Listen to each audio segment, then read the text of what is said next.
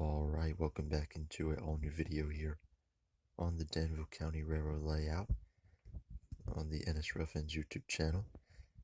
And this will be another how-to video. How to make a old-fashioned railroad crossing. Now you see here, we have a railroad crossing X along with a piece of wood. And again, a lot of old-fashioned crossings are like this, where you just have the one X on the piece of wood. And it's very easy, it's very simple, and we're going to put it together.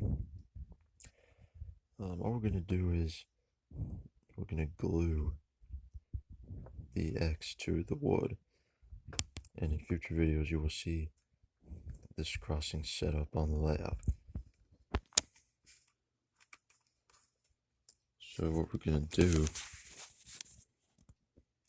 is we're going to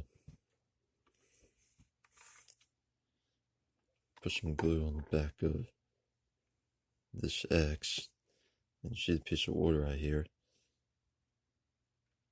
Usually on most of these types of crossings, it's around this piece of wood right here, not straight up and down.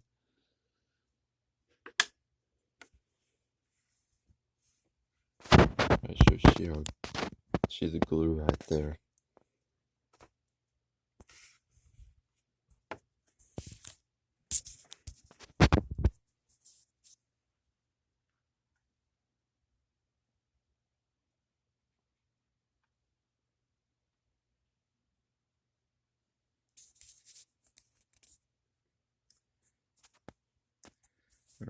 Alright, we're gonna press it down, see if it's sticking,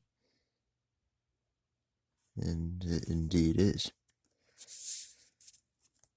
So there you have it, a old-fashioned railroad crossing right there. Didn't take long at all to do. And again, you'll see this crossing set up on the layout in future videos. Thanks for watching.